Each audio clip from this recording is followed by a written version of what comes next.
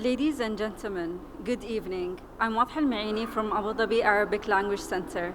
Welcome to this inspiring session titled Leadership and Empires. Today, we are privileged to welcome one of the world's foremost writers of historical fiction, the brilliant and acclaimed British author Conn Iggulden. Known for his masterful storytelling and meticulous research, Conn has captivated millions of readers around the globe. He's the author of the best-selling Emperor series, which vividly recounts the life of Julius Caesar, and the Conqueror series, chronicling the extraordinary life of Genghis Khan and the Mongol Empire. With a rare ability to blend historical accuracy with dramatic narrative, Conn Iggulden doesn't just tell the stories of history, he makes us live them. His work is celebrated for bringing complex historical figures to life with depth, humanity, and insight, while exploring timeless themes of leadership, ambition, power, and resilience. In today's session, Conn will take us through the rise and fall of great empires, shedding light on what made their leaders succeed or fail, and what lessons these stories still hold for us today. Please join me in giving a warm welcome to Conn Iggulden.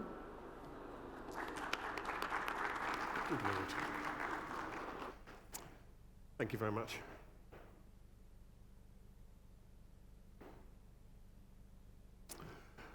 Thank you for coming. I hope you can hear me. It's all clear. Excellent. My aim today is to talk about some of the qualities that made the most famous leaders of the past successful and beloved, or hated and despised. My intention is to describe key moments in the lives of great leaders from almost 2,000 years ago to the last century, and to find out what made them great, what made them loved, and what brought them down. I will take questions at the end, but I will start with the nature of stories themselves. Everything you hear from me today has one thing in common. Some stories are definitely true, multiple witnesses, trustworthy sources. Others are unlikely, biased witnesses, poor or even single sources, and some are definitely not true. What joins them is this: they are all told. If a story is still told 2,000 years later, it is likely to have a purpose beyond mere entertainment. We pass on our cultures with stories. We pass on our values. As an example, I will tell you a true story that my father told me from his experience in World War II. He was in bomber command. He dropped everything you can drop from a plane. So bombs, leaflets, a French spy, Gurkhas, parachutists. And because he was dropping parachutists, he was asked if he wished to learn and take a drop. And he said yes. So they taught him how to hit and roll, and then he went to the quartermaster to get his parachute. And he said, "Do you have any advice for a first timer?" And the man said, "Of course. If the parachute doesn't work, come back and we'll give you another one." And he said, "Yes, that's very amusing. But seriously, do you have any advice for someone who hasn't done it before?" And the man said, "All right, yes."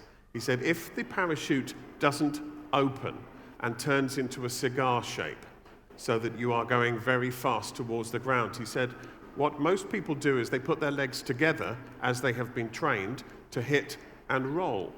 He said, "Please don't do that. If you can, get your legs as wide apart as they will go." And Dad said, "Well, what good will that do?" And he said, "The thing is, when most people put their feet together, their shin bones go straight through the bottom of the boots." He said, "If you hit the ground at that speed with your legs wide apart, we can still save the boots and give them to somebody else." Now, this is a story that was told 70 years ago in a different part of the world, and the fact that you're smiling at it gives me hope for the things that we have in common. I visited Abu Dhabi twice last year at the invitation of His Majesty the Crown Prince. He wanted me to see the culture, forts, the islands, catching wild falcons, and so on. The men I met on those trips had one concern above all others: how to preserve the ancient culture. I will say that, of course, as an outsider, I saw aspects of it everywhere I went, from historical forts and a palm tree oasis at Alain, to rituals around coffee, to seeing a falcon kill a habara bird, to an evening spent around a campfire in the desert sand. At that campfire, stories were told, knowledge passed on, and cultures passed on through stories. What we do here today is as old as the first fire and the first child. My beginning is with the Spartan boy, a story from 2,500 years ago, told in a little city in Greece. Now, the Spartans was a small force. They had 7 slaves to every man. And what that meant was that the men were able to train all day to make themselves an elite force. The boys were taken from their families aged 7, and they weren't sent back until they were 30. They ran together, ate together, trained together, and prided themselves on never showing pain or weakness. When they fought, they stood in lines by age, so that as each man looked right and left, he could see people he had known all his life. And behind him were younger men who looked up to him, and in front of him were men he looked up to. He could not run under the eyes of those men. The Spartan boy is a story, a short lesson they told themselves, and it has been told in every generation since, because they like the 2 values it demonstrates. It's a simple enough thing. A father forbade his son from having a fox cub as a pet, and the boy went and captured a fox cub anyway and hid it under his coat and fed it. And on one snowy evening, a very cold night, the father came out of the house of their little farm, out of the door, and he saw his son, and the son had the fox cub under his coat. And he started talking to his father, and his father was talking to him about the farm, and the fox cub began to panic, and it started to scratch and bite and eat its way into the boy's chest. And he gave no sign of any of that agony until eventually he went pale, and he fell, and he died in his father's arms. Now, the Spartans love that story because it shows the importance of obedience to your father, and also it shows how incredibly tough our willpower can be, that the boy showed no pain or distress at all. They pass on their values through that story. The most famous story of Sparta is the Battle of Thermopylae with King Leonidas against the Persians. I'm not going to tell that here because some of you may be Persian, but also because I've already covered it in my books. I will tell you a story that isn't well known, and that was at that battle, grit got into a man's eyes, and he became blind, completely blind. And King Leonidas sent him back to Sparta, and he stumbled away from that battlefield and reached home. And then he told them how the battle was going, and he realized that they were not treating him with respect, that they were scorning him for leaving the battlefield. Even though he had been ordered to leave, even though he was blind, he felt that they did not respect his bravery.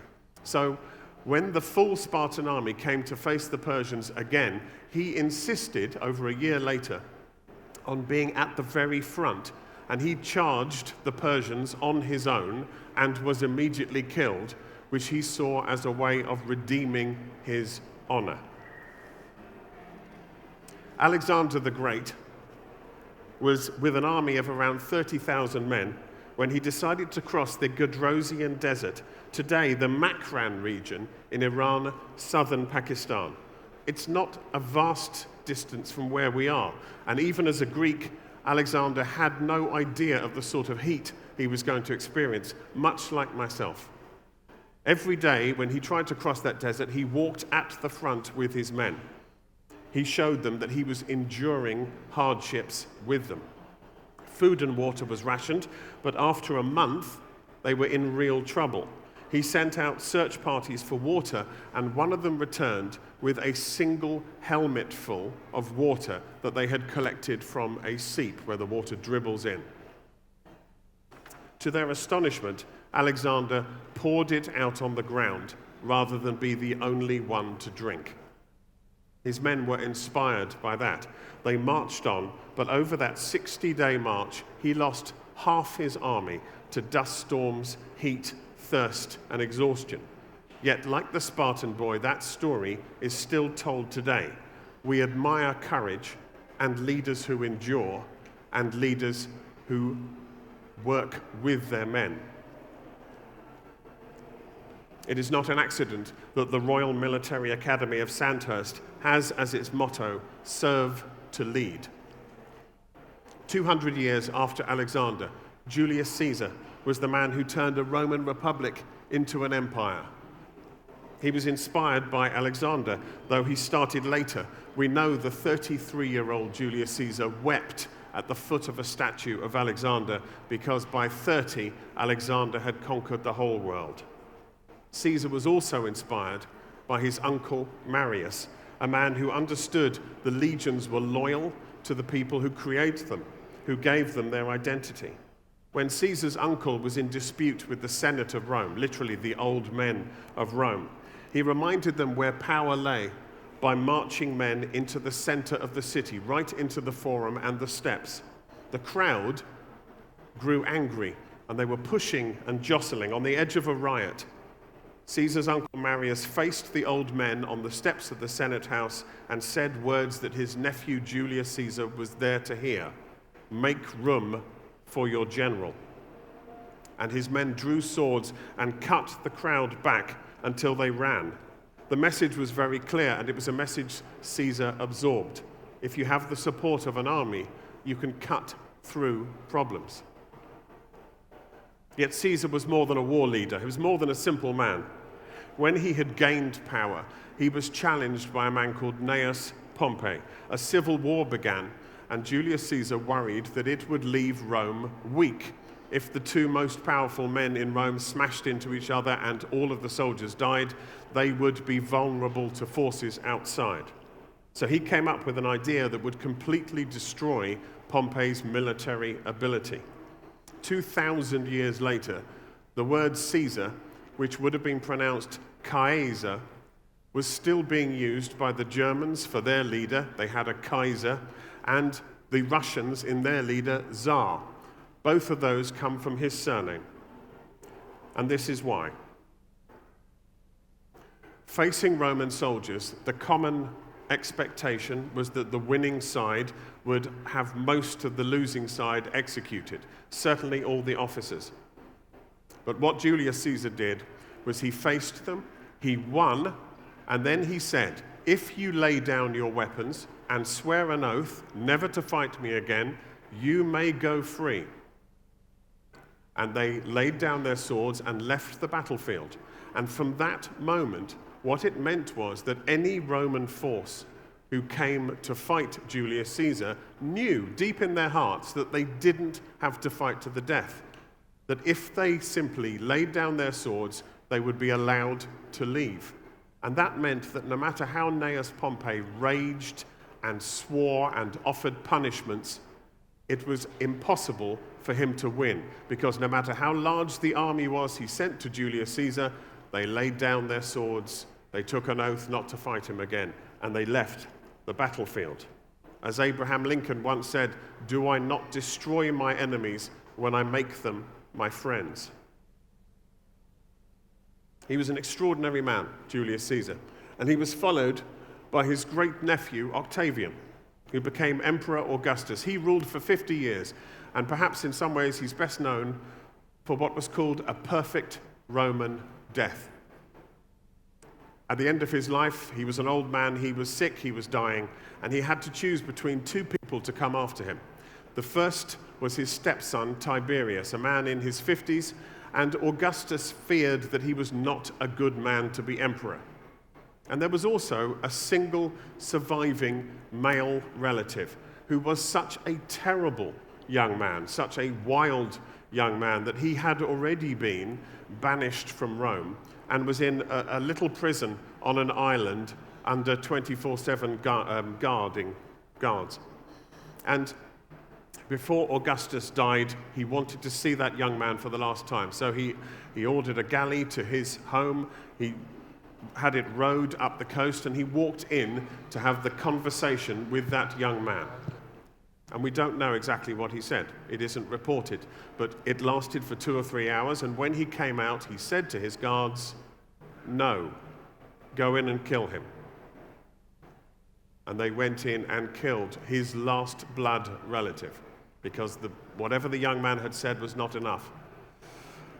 Augustus came home, and the problem was, word went out to tell the Roman Empire that Tiberius would be emperor, and then he waited to die, but the sea voyage had invigorated him. He started to get healthy again. And this was extremely awkward. The whole world was waiting for him to be dead, and he just kept getting healthier. So his wife, Livia, knew what she had to do. She collected his favorite dish of mushrooms and put poisoned mushrooms in the dish. Now, in Italy today, every year, people die of poisoned mushrooms. It's a common thing. They're fairly easy to find.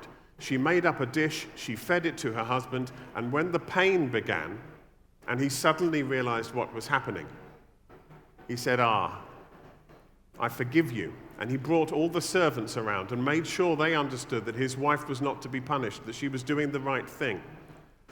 And then he went to his bed to wait to die.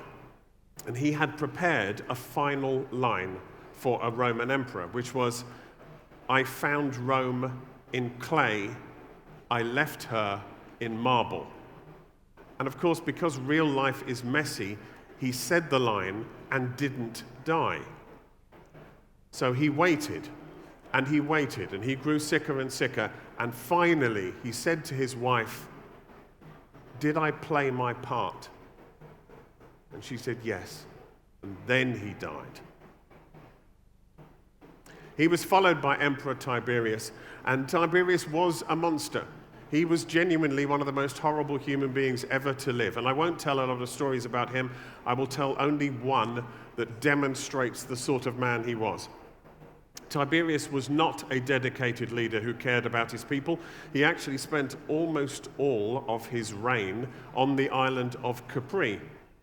And you can see the ruins of his palaces there. If he was on the cliffs, he would be throwing people off the cliffs, or sometimes he used to walk along the beaches deep in thought with his guards behind him. And one day, a fisherman who had just caught an enormous fish saw the Roman emperor walking along the beach. And he thought, there is a man who will buy this wonderful fish. So he beached his little fishing boat, and he ran up the beach, and he dropped to his knees and said to the emperor, "Would you like to buy this magnificent fish?" And Tiberius was furious at being approached by a common fisherman in this way. And so he said to the guards with him, "Come here, take that fish and scrub his face with it."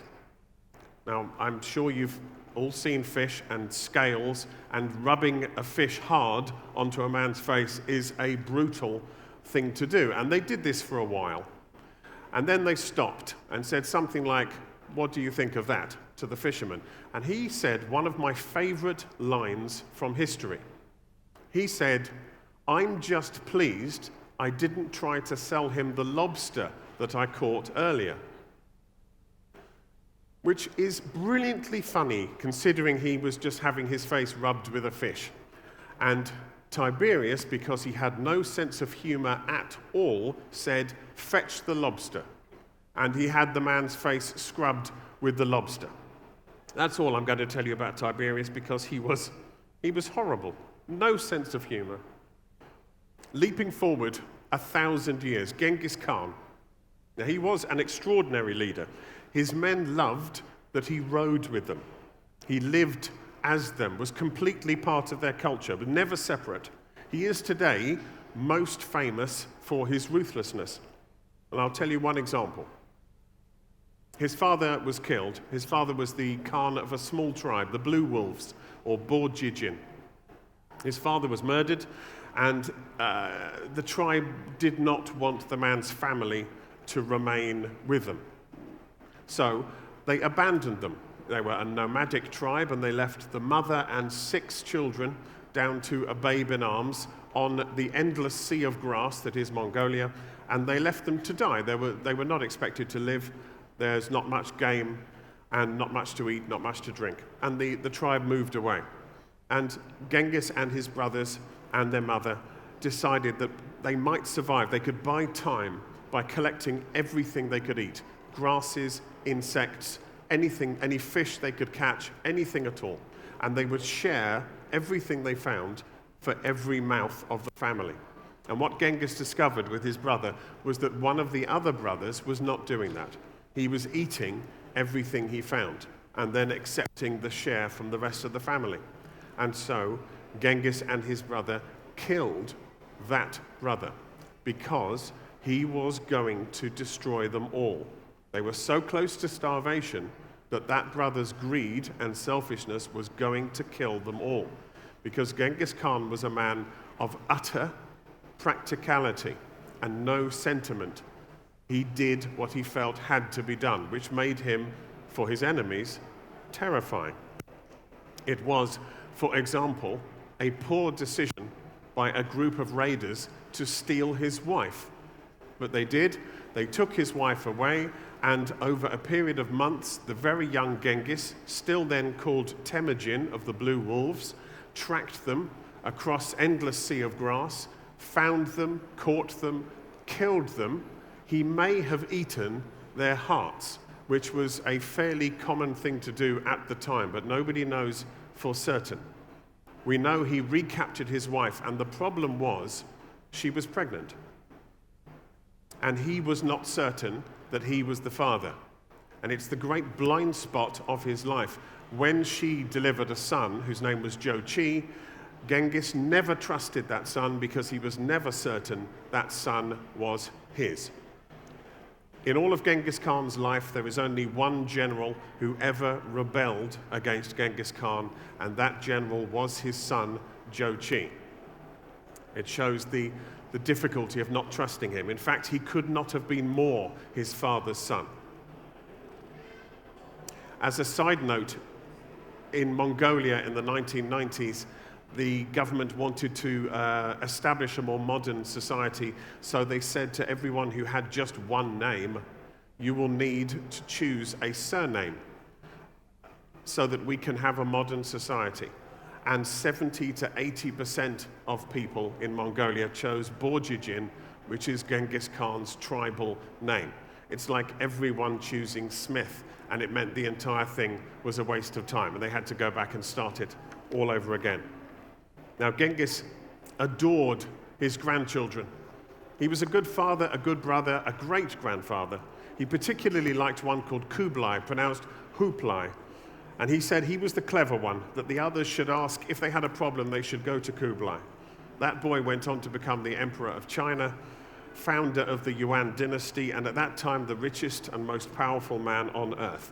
To go from that poverty that I have described and closeness to death by starvation to being emperor is the greatest rags to riches story in human history. And it took the drive of Genghis Khan to do it. He gathered family tribes into a nation and then led them on horseback from the front where they could see. He is still a great hero in Mongolia, but not to the rest of the world. If there is a lesson there for leaders, it might be this: control your own story. Winston Churchill said, "History will be kind to me, for I intend to write it." Julius Caesar wrote his own story, so became a hero. Genghis never learned to read or write, and so his story was written by people he conquered. They portrayed him as a monster and controlled the image. 2,000 years ago, back to ancient Rome, Emperor Nero lost Rome and his life for a number of reasons, but chief among them was the fact that he didn't want to rule either. He didn't care for the people, except as an audience for his skills. He desired only to play and compose music, to write poetry, to act in masks, though if the audience didn't applaud, he would reveal that it was in fact the emperor. And to race chariots, and he was good at racing chariots. He was a playboy, and he left Rome for years to pursue prizes in Greek competitions instead of looking after his people. He is a hard man to like. But he was emperor at just 16, raised by a mother named Agrippina who thought she could rule through him. Now, any woman here who has a 16-year-old son will know that was never going to work. She was wrong, and Nero became increasingly cruel. He became convinced his mother was hoping to replace him, and he might have been right. So he had her taken by ship to a meeting, and it was a very special ship. The deck could drop away if they pulled a lever. And while they were out at sea at night, one of his men pulled the lever, and the deck dropped, and Nero's mother, Agrippina, and her maidservant went into the waters. And then something happened that we will never know for certain exactly what went on. The maidservant shouted from the water 6 words: "I am Agrippina, save the empress." Now, either she thought that a maidservant would be left to drown, and then she was pretending to be the empress, or she thought that the empress needed time to escape and she was giving her life. And because of that, we can't tell. Those are two completely opposite things. It was either completely selfish or completely unselfish. Now, they were trying to kill the empress, so "I am Agrippina, save the empress" brought them closer, and then they hit her with an oar until she finally disappeared under the water. But the empress did, at that moment, escape. She swam to the shore and got away, only to be killed later. History is filled with stories that are both true and not true. We can't say for certain what was going on. They tell us, however, what we care about, and therefore who we are. In England, a young lad named Webb Ellis is said once to have picked up a football and run with it, and so created the game of rugby at rugby school. Now, does it matter that no one ever said they had actually seen that happen? Not really. The Rugby World Cup is still called the Webb Ellis Trophy, and there are stadia named after him as the founder of a sport. Yet all he did was pick up a ball and run with it. To be perfectly honest, that is not the invention of rugby. The man who tackled him to the ground invented rugby, and his name is unknown. This is the problem with sources. The death of Emperor Nero comes from only one source, an unreliable, gossipy account. The other main source has been lost. Yet we have to accept it, because there is no other. Nero failed to control his story, and so was written by his enemies as a villain, his ending made pitiful. The Roman writer Suetonius describes Nero going from house to house, seeking out just one friend to save him, and no one answering his knock. He was the last of a line that stretched back to Julius Caesar. The men who came after him had no bloodline connection to his line, so they wrote Nero as a fool who had played music while Rome burned. And the worse they made him look, the better they looked for saving Rome from him. So we've heard of forgiveness and foresight as important qualities of leaders, of sharing the culture and caring for your people and letting them see you do it. We've heard the importance of telling the story and not leaving it to your enemies. It is worth also mentioning as a quality of a leader, ruthlessness. Just 100 years after Genghis in France, an English king named Edward III had come to claim France for himself. He brought with him his 16-year-old son, also called Edward, usually known as the Black Prince. No one knows why. It's probably dark hair or black painted armor. If you watched the coronation of King Charles, you may have seen a large red jewel at the front of his crown. That was known, it used to belong to the Black Prince and is known as the Black Prince's ruby. On that day, in 1346, the English king had men with longbows of extraordinary power. It was said not even a big man could pick one up and draw it. It took 20 years to develop the strength.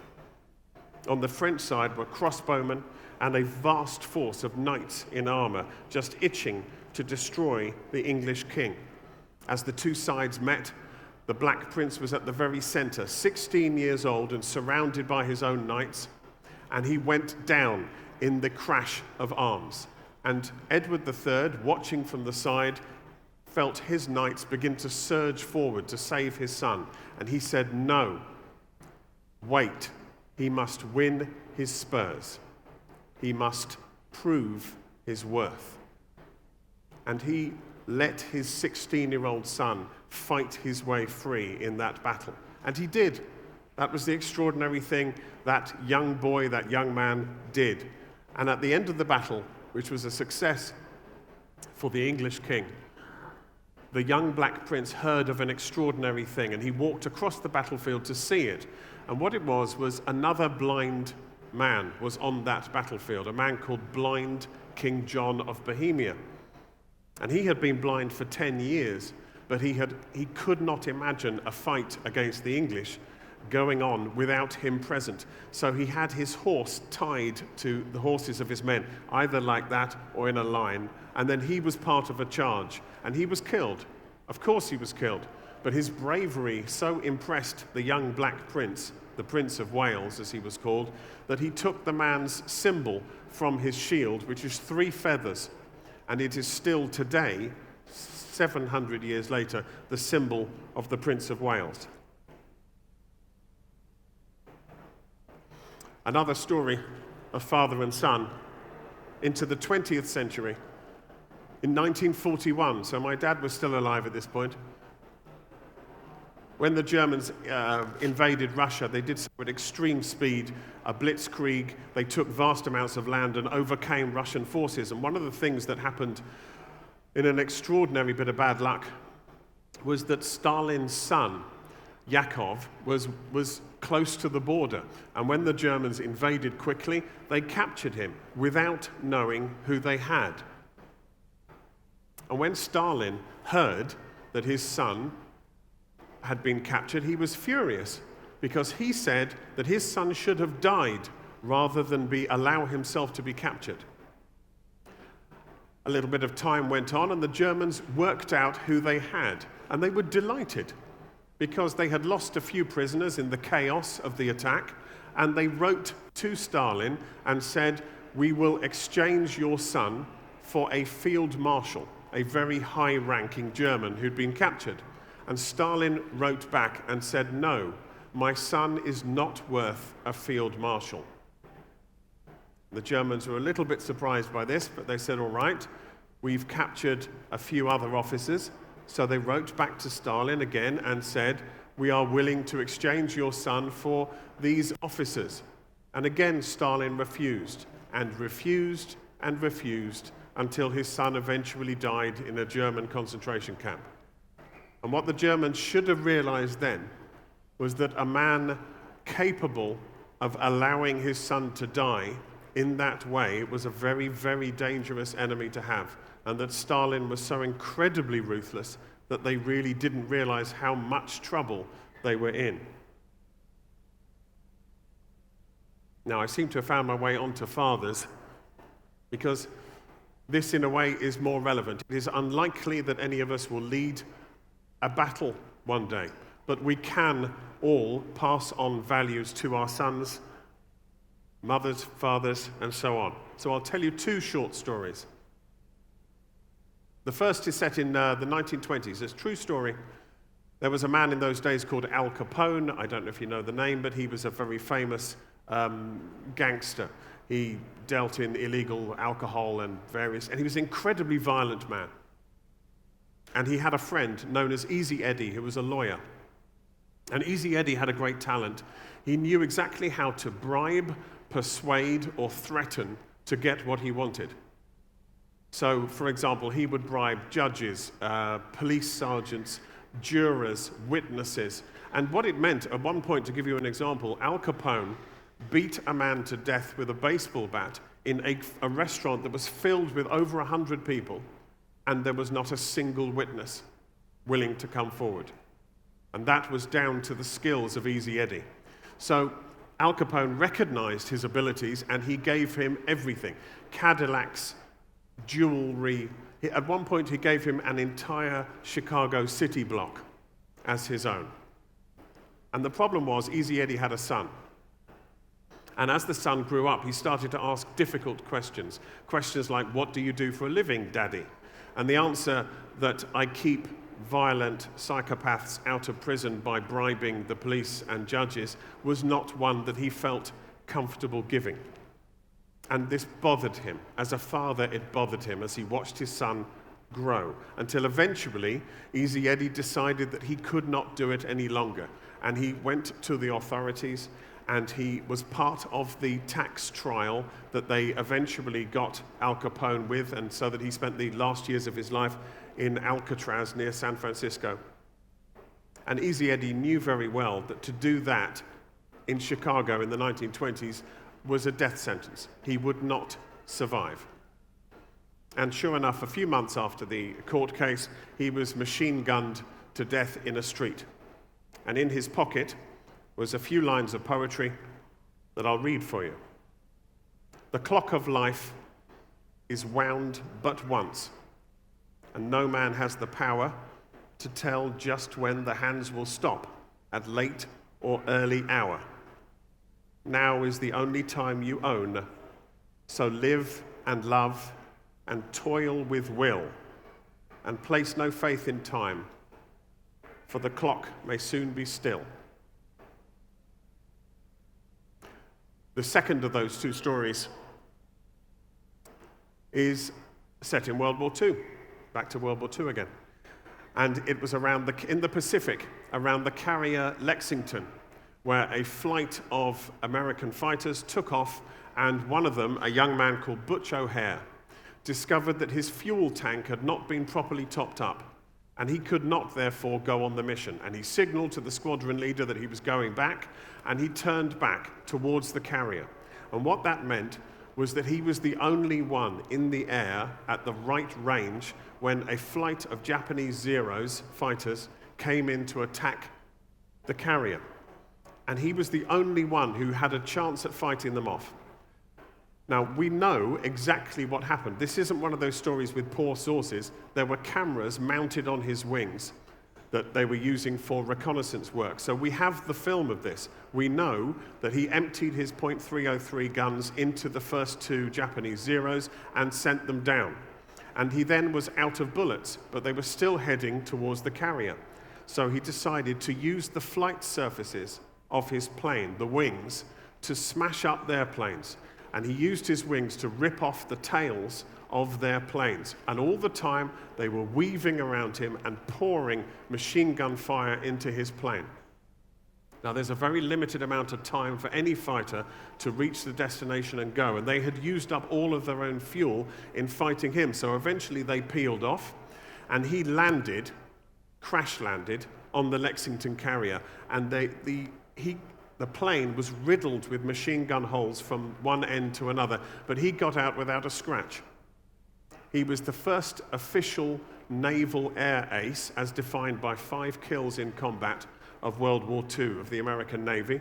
He was given the Medal of Honor, and after the war, the local people of his city, when they were building a new airport, they wanted to honor him by calling it O'Hare Airport in Chicago. And if you go between Terminal 1 and Terminal 2, there's a statue there of him, and they have replicas of his medals and all the images of that day, that extraordinary day. And he was an extremely brave man. The connection between the two stories is that Butch O'Hare was Easy Eddie's son.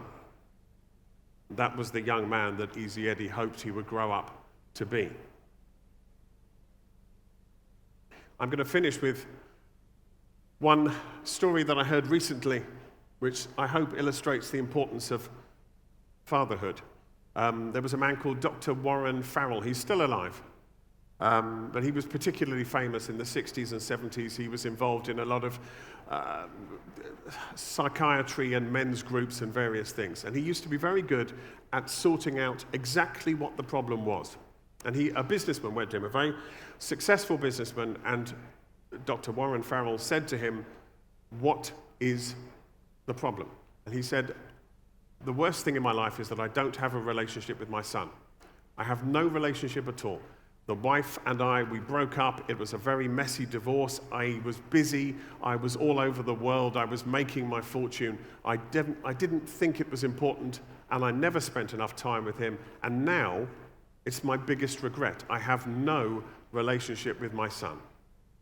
And Dr. Warren Farrell said, "In that case, what will you do about it?" And he said, "Well, I'm married again. My wife is pregnant. It's going to be a boy. I've decided to take 5 years off and spend it with my son." And Dr. Farrell said, "Goodness me, can you afford to do that? Not many men can afford to take 5 years off and spend it with your son." And he said, "Yes, I have enough. I have made enough. This is more important to me." And that story matters because the man was John Lennon, and he would be killed a few years after that when he was shot to death in New York, but he had spent the time with his son. And to this day, the relationship with his first son, who is still remembered in the song Hey Jude, his name was Jules, was very difficult, but the relationship with the second son was a different, closer relationship.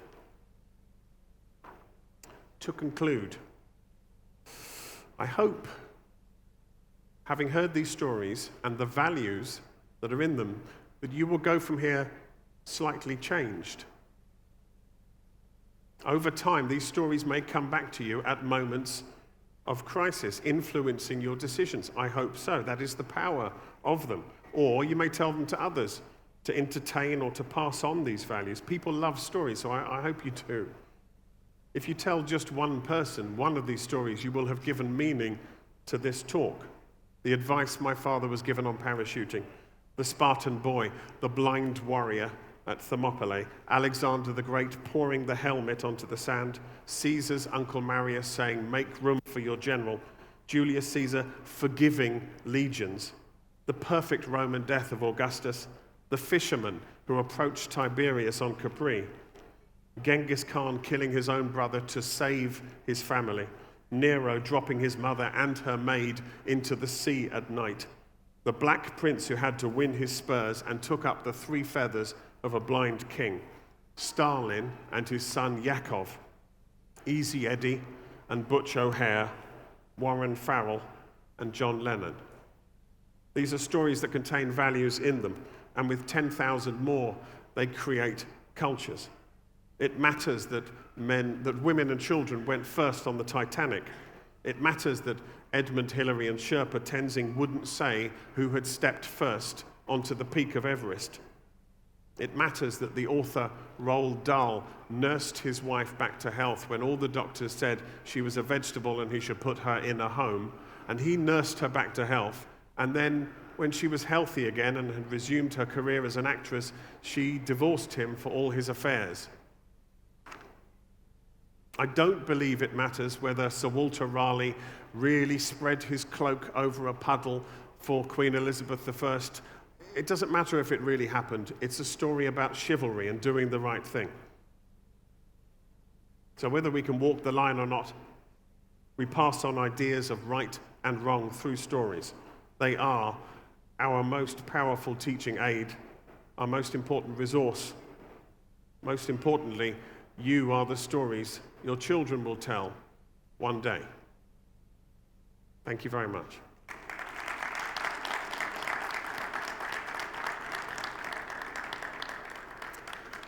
If anybody has any questions, I'd be happy to take them.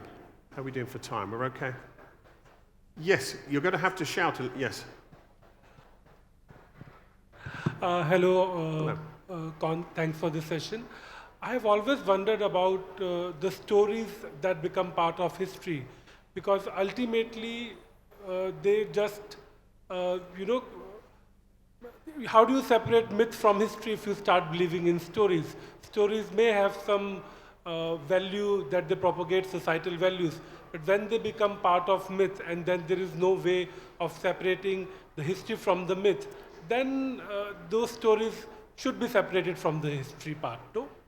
In a perfect way, the question was about stories that become part of the myth and whether they should be separate. It's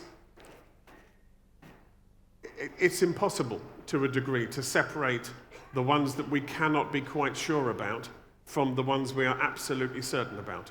And to some extent, as a storyteller, I don't mind. Because as far as I'm concerned, history is a collection of stories, right up to yesterday. And it's the collection of interesting things that happened. And to some extent, does it matter? You see, say women and children going first on the Titanic. That's a good example. There's loads of people who said that's what happened. The ship was going down and only the women and children were allowed onto the boats. Now, even if that didn't happen and all the men were fighting with the women to throw them and get onto the boats, people wanted to believe that to be true because it was important to them, that they thought in a crisis, this is how I would act. I think the values are the most important thing that we take from history, honestly. And I think, therefore, I don't really mind if no one can prove it happened. As it happens, of course that is true. The women and children did go first. And it is provable because they're the ones who were saved. But I think the values are the most important thing. For me, I'm a storyteller. I'm not a historian in that way. Yes, any other questions? Yes? Oh, well, I'll take this one. Yes, and then I'll come over to you. Yes. My English is bad a little bit, so like I've seen, you have a great relationship with your father. Yes. As it seems to me that you have a really great relationship with your father. So which empire and leadership that suit your father? Do you think I should say, sadly, my father has died a few years ago now. He was 92, and his father was 95. And my father, because he was in World War II, and he saw lots of people die around him, I mean, everyone in a plane except him was killed. He was thrown out through the windscreen and was very badly smashed up, but he survived. Because of that, the man I knew had expected to die aged 18. And everything in his life after 18 was what I would call jam, was unexpected joy. So he loved being a father. He was extremely patient because he expected to die. Everything after, I mean, that isn't good advice. I would not say to any young man, expect to die. I tell you one thing I have noticed studying different cultures was that many, many people who went on to be extremely successful, they lost their father at a young age. Genghis Khan, for example. And if you lose your father between the age of 13 and 16, you will never feel that again. And for some men, it means they never stop trying. They go out and build an empire. They're not happy men, but they are incredibly high-achieving men. And I used to say to my sons, the best thing I could do would be to drop dead while you're between 13 and 16, and you'll go on and change the world. I mean, that's a terrible thing to say, but it's also true. Yes, there was another question. There's a question. Could we get the microphone to the lady? Thank you. Thank you. Thank you very much for your speech. I'm not sure that's a question or a comment because we talked about the Second World War. As someone from Russia, I can say this is like something very big for us, right? And what I wanted to mention that for us, we actually remember the Second World War from the stories about ordinary people rather than, generals and Stalin, etc. And so all our old movies, all our books, they are about ordinary people. So we see people as heroes rather than just only leaders. Yes. who led during that time. And I think I just wanted to say that, it's important to know the stories of famous people, etc. And especially, I think, if we refer to the past, we simply don't know the stories of ordinary people, right? Sometimes. But especially in the modern history, I think a lot of cultural values actually made based on the stories from ordinary people, Yes. And I think that's what you probably mixed with your own family stories, and leaders, etc. Well, it was important to me to talk about fatherhood for that reason, because most of us will not lead a nation. Did you like the Stalin story, by the way?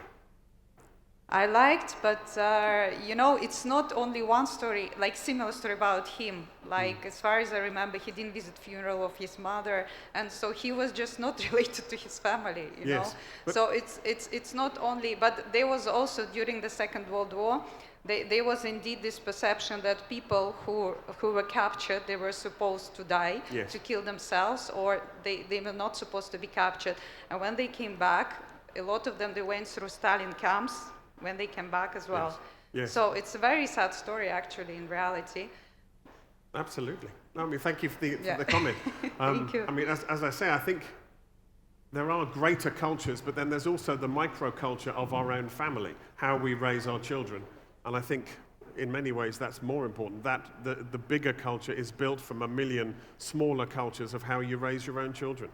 And I think, that we can affect.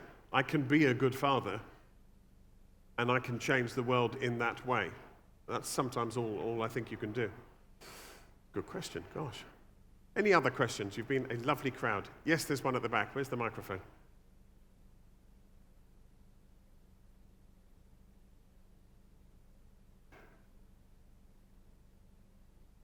You're going to have to shout.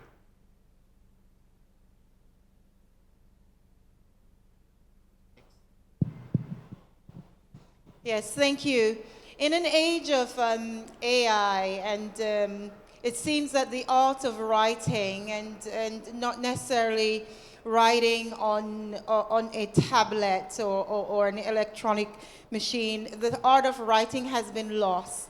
Could you just give us some ideas of how to instill the art of writing and reflection and taking time to do work? For example, my father died in 2020. We lost him, and I used to write letters to Dad.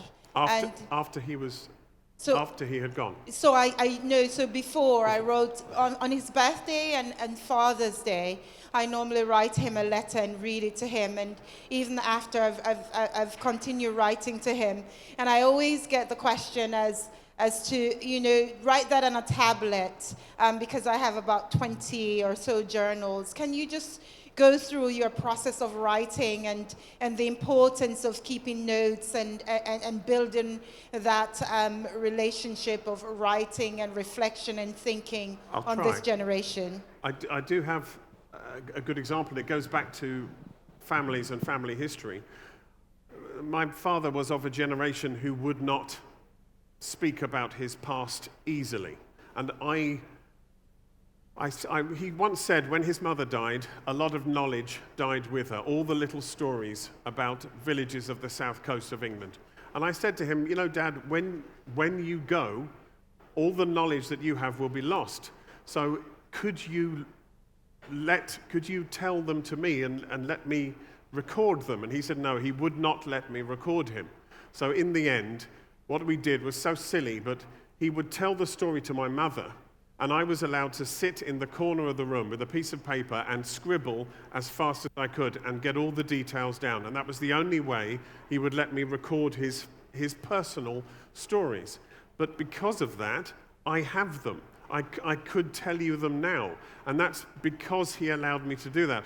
So I would say that that's desperately important for every family, because this is not an AI thing that can be replaced. These are your personal family stories. If there's anyone you know who's elderly, a grandmother, an auntie, whoever it is, please, before they go, talk to them about their childhood, the important things that they knew, the world that has changed so much from when they were young, and write those stories down, because when they're gone, even now, today, sometimes I say, well, hang on, was that Uncle John or Uncle Bert? And I can't ask him because he's no longer here. And the only man who would know has gone. So it's desperately important that we do that. And AI will never replace personal memories of that sort. They are too important. I hope that's helpful. I love the idea of letters, writing letters. That's a great idea. Yes, and try that question. So, Conn, I've thoroughly enjoyed this talk. Thank you so much. I could really relate, actually, what you said about fathers passing away early, because mine passed away when I was 13. And I always had this like insatiable desire to like build something big, make something out of my life. And I just like made that connection now when you were saying that. But what's the correlation between these two things? Like why does that lead to this? Well, I mean, the trouble with this talking, especially talking to a man for whom this is a reality, is a little awkward. But this is only my opinion, I should say. Sometimes I forget to mention that. I think it's because it goes to the patting on the shoulder. You can never have your father. Sorry, this feels awkward saying to a man, but you can never. All right. Oh gosh, it feels cruel. You can never have your father say, "Well done, son," and that means that you can never get that feedback, which a lot of us have. You know, if you're lucky enough. This feels very awkward saying this, but you know, as a child, you are clumsy. You know nothing. And then and your father is exasperated. When I was 25, I went to my father's house to help him cut his hedges, and I used the hedge cutters, and I cut through the wire. And at 25, I had to go to my father and say, "Dad, I'm really sorry." And his face, you know, his expression. But if you live long enough, you get to a point where your father accepts you as an equal, especially when you're a father yourself. And if you don't have that, I think sometimes you can spend your whole life searching for it.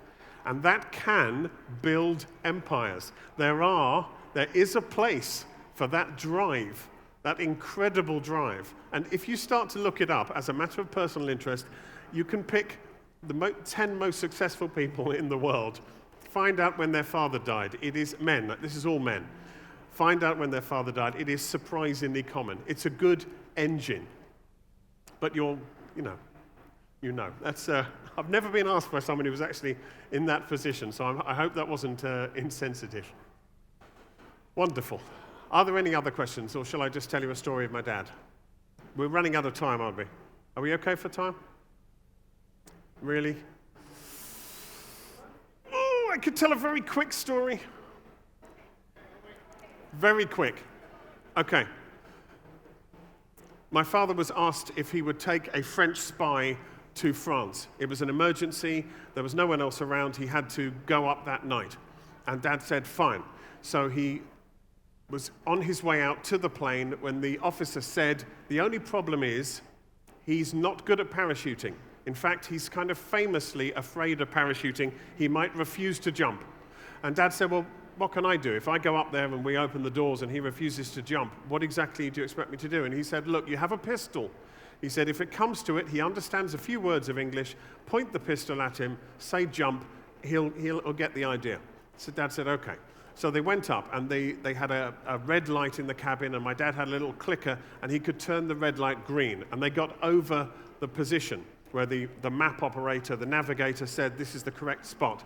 And down below, there were Germans looking for them with search beams, and they used to try and catch the plane, and then they would stay on the plane, and then bullets would come up from underneath. And every 7th bullet was dipped in phosphorus, so it lit up, which helped them to aim, because it was like hosing bullets. And Dad said it was very beautiful. From above, they move very slowly, and they open like flowers, and then they hit you, and it's not so beautiful. But the point is, you couldn't stay up there all night.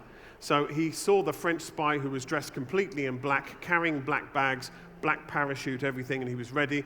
And my dad hit the clicker and shouted, go, go, go, now. And the French spy didn't move. So Dad said, right, we're going around. And he said to the radio operator, take the pistol, pointed at him. Apparently he understands a few words of English.